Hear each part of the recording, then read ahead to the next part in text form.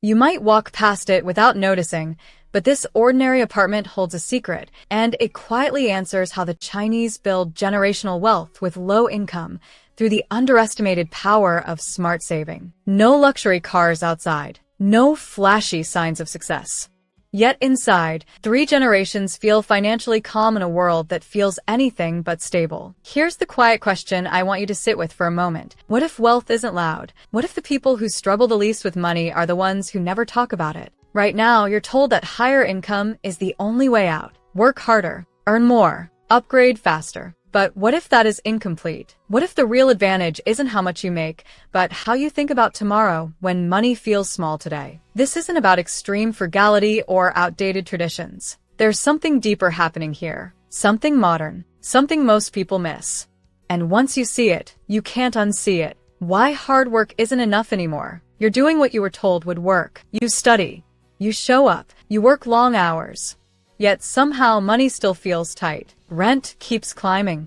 Groceries cost more every year. Even small emergencies feel heavy. And no matter where you live, it often feels like the finish line keeps moving farther away. This isn't just your experience.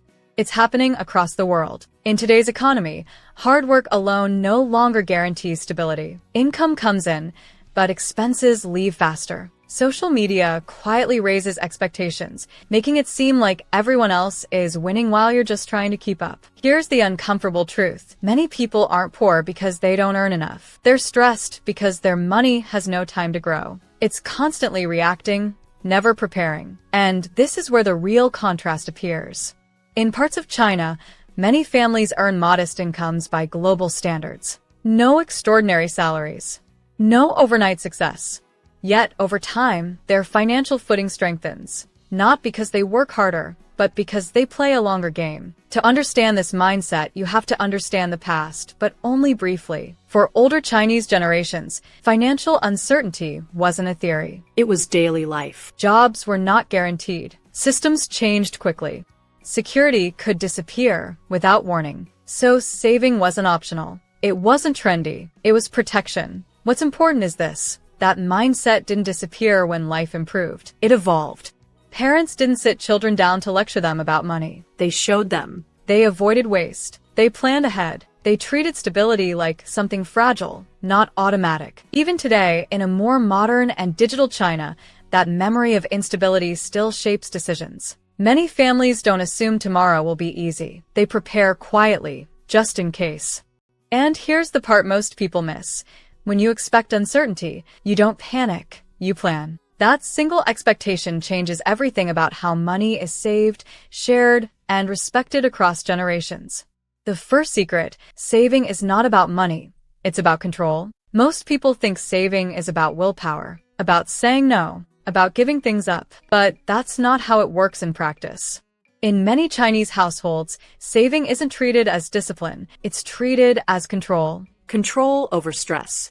Control over timing. Control over the future. When money is saved first, something powerful happens. Decisions slow down. Panic disappears. Emergencies stop feeling like disasters. You're no longer forced to react to every problem with debt or desperation. You gain options, and options are the real currency of wealth. This is why saving comes before lifestyle. Not because people enjoy less, but because they value freedom more. A financial buffer means you can walk away from bad jobs, handle health issues, or support family without fear. That sense of security is deeply emotional, not mathematical. Here's the shift you need to see. Saving isn't about becoming rich later. It's about protecting your dignity now. When you feel in control, you spend differently, you plan differently, and over time, those quiet choices compound into something that looks like wealth, but feels like peace. The second secret, family as a financial system. In many places, money is treated as a solo journey. You earn,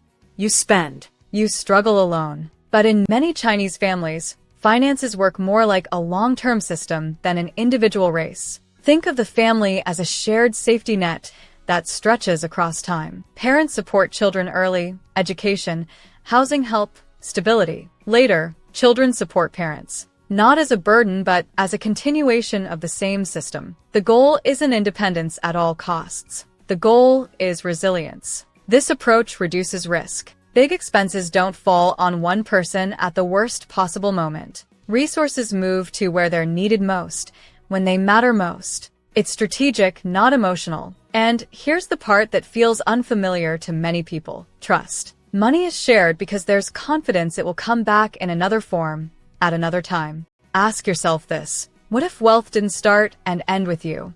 What if your financial decisions were building something bigger than a single lifetime?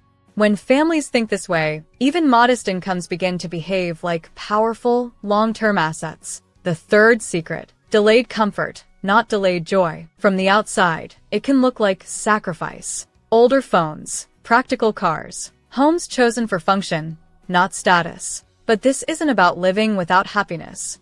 It's about separating comfort from joy. In many Chinese households, comfort is delayed on purpose.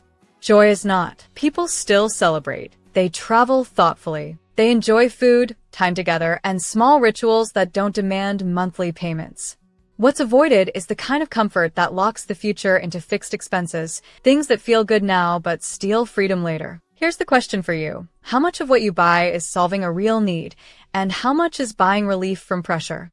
When comfort is delayed, money has space to breathe. Savings grow quietly.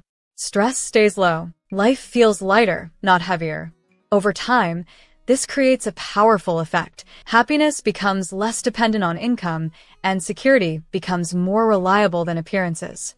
This isn't about denying yourself. It's about choosing peace over performance.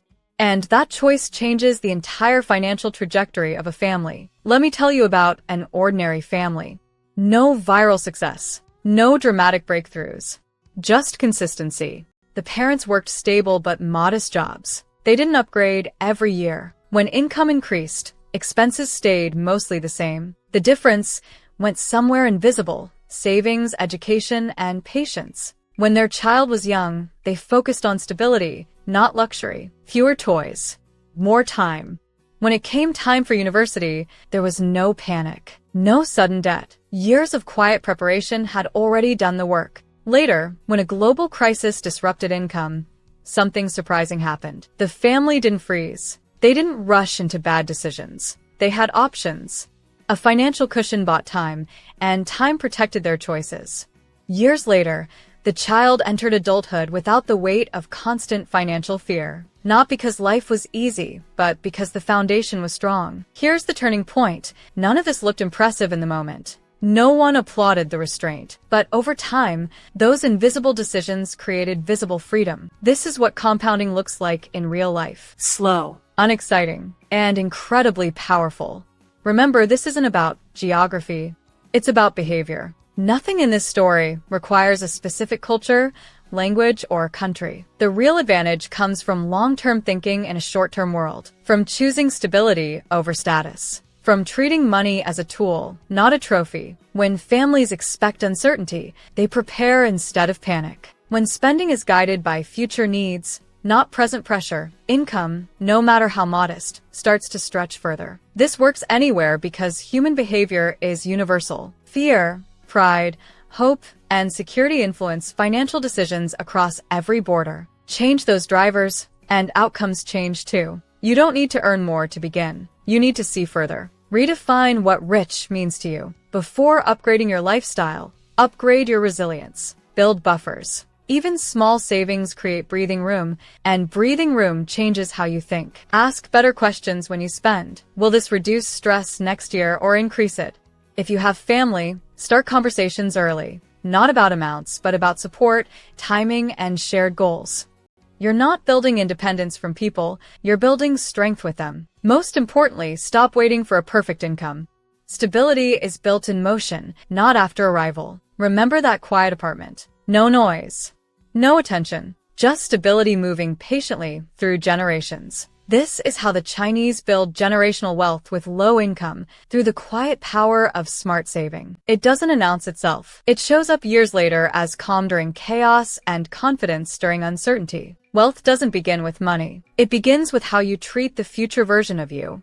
Every small decision is a message sent forward in time. You don't need perfection. You need consistency and courage. Most people won't notice these ideas. That's why they work. If you want more stories like this, about building wealth quietly, patiently, And without hype, subscribe to the channel, hit like to support the video, and share it with someone who's working hard but feels stuck.